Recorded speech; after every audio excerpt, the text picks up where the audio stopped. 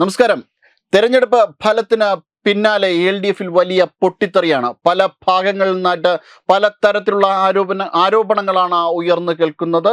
വിവിധ നേതാക്കൾ തന്നെ തികച്ചും പ്രത്യക്ഷത്തിൽ തന്നെ, അതായത് വളരെ പബ്ലിക് പ്ലാറ്റ്ഫോമുകളിൽ തന്നെ അവരുടെ നിലപാടുകൾ പ്രഖ്യാപിച്ചു കഴിഞ്ഞു.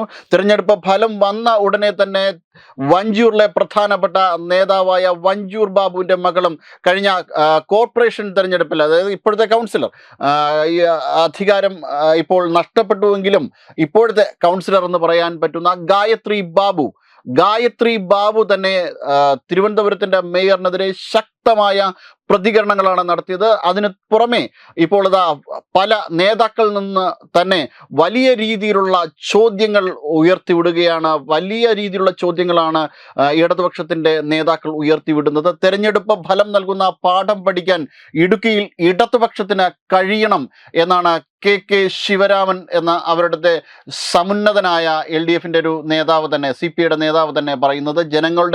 ജനങ്ങളാണ് യജമാനന്മാർ, അല്ലാതെ ജനങ്ങളുടെ യജമാനന്മാരാണ് എന്നാണ് പലരുടെയും ധാരണ. വാക്കും പ്രവൃത്തിയും തമ്മിൽ പൊരുത്തമുണ്ടാകണം. പലരും പകലോപ്പന്മാരാണ്. പാറ, കോറി, മണൽ, ഭൂമി കയ്യേറ്റ മാഫിയകളുടെ ഉറ്റത്തോഴന്മാരാകാൻ മത്സരിക്കുന്നവരും അനധികൃത കോറി നടത്തിപ്പുകാരുമായ നേതാക്കളെ ജനങ്ങൾ തിരിച്ചറിയുന്നുണ്ട്.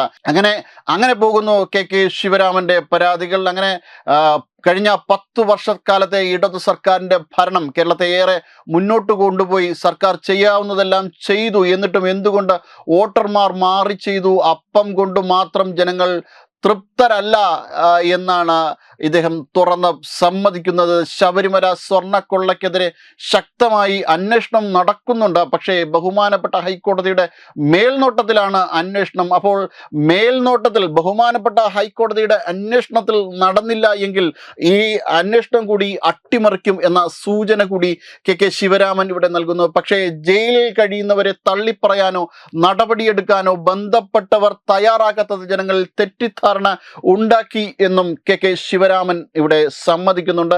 അതായത് ജയിലിൽ കഴിയുന്നവരെ ഒന്ന് എതിർക്കാനോ അവരെ ഒന്ന് തള്ളിപ്പറയാനോ പാർട്ടിയിൽ നിന്ന് പുറത്താക്കാനോ ആകാതെ ഇപ്പോഴും നിലനിർത്തിക്കൊണ്ട് തന്നെ പോകുന്നു. കേരളത്തിലെ പാർട്ടിയുടെ സെക്രട്ടറി തന്നെ ഗോവിന്ദൻ മാസ്റ്റർ തന്നെ പത്മകുമാറിനെ അറസ്റ്റ് ചെയ്തതിനു ശേഷം ഗോവിന്ദൻ മാസ്റ്റർ തന്നെ ഇദ്ദേഹത്തെ പ്രതിയായി കോടതി നിശ്ചയിച്ചില്ലല്ലോ. കോടതി നിശ്ചയിക്കുന്നത് വരെയും അയാൾ പ്രതിയല്ല എന്ന നിലപാടാണ് സ്വീകരിച്ചത്.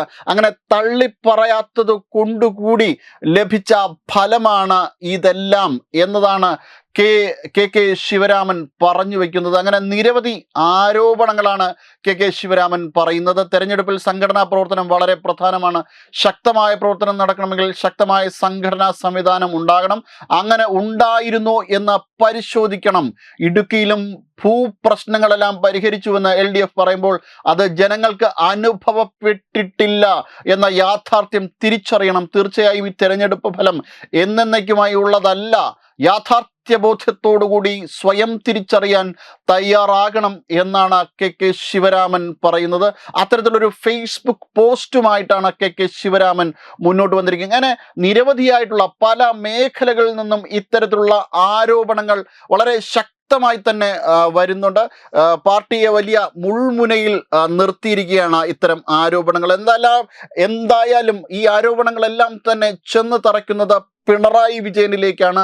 പിണറായി വിജയന് നേരെ കൈ ചൂണ്ടുവാൻ തയ്യാറായി ഇന്ന് പാർട്ടിയുടെ ഒരു വിവിധ മേഖലയിൽ നിന്ന് നേതൃത്വം ഉണ്ടാകുന്നു, വിവിധ മേഖലയിൽ നിന്ന് പാർട്ടിയുടെ നേതാക്കൾ ഉണ്ടാകുന്നു എന്നാണ് ഇപ്പോൾ അറിയാൻ കഴിയുന്നത്. എന്തായാലും തീർച്ചയായിട്ടും പാർട്ടി വലിയ പ്രതിസന്ധിയിലാണ്. ഈ കോർപ്പറേഷൻ തെരഞ്ഞെടുപ്പ് കഴിഞ്ഞതോടുകൂടി വലിയ രീതിയിലുള്ള ഒരു ഭരണവിരുദ്ധ വികാരം ഈ തദ്ദേശ സ്വയംഭരണ സ്ഥാപനങ്ങളിലേക്കുള്ള തെരഞ്ഞെടുപ്പ് കഴിഞ്ഞപ്പോൾ ഉണ്ടായിരുന്നതായി പാർട്ടി അടയാളപ്പെടുത്തുന്നു. എന്തായാലും വലിയ രീതിയിലുള്ള തർക്കങ്ങളിലേക്കായിരിക്കും വരും നാളുകളിൽ ഇടതുപക്ഷം ചെന്ന് വീഴുക എന്നും അടുത്ത നിയമസഭാ തെരഞ്ഞെടുപ്പ് വലിയ ബാലികേറാം മലയായിരിക്കും ഇത്തരത്തിലുള്ള ഒരു രീതിയുമായിട്ട് ഇടതുപക്ഷം മുന്നോട്ട് പോവുകയാണ് എങ്കിൽ എന്ന ഒരു തിരിച്ചറിവാണ് ഇപ്പോൾ പാർട്ടിയിലെ നേതാക്കൾക്ക് ഉണ്ടായിരിക്കുന്നത്. ജനം പൊറുതിമുട്ടിക്കഴിഞ്ഞു എന്ന ഒരു തിരിച്ചറിവ് പാർട്ടി നേതാക്കന്മാരെ വലിയ രീതിയിലുള്ള അങ്കലാപ്പിലാണ് ആക്കിയിരിക്കുന്നത്. Web desk Tatwamayi news.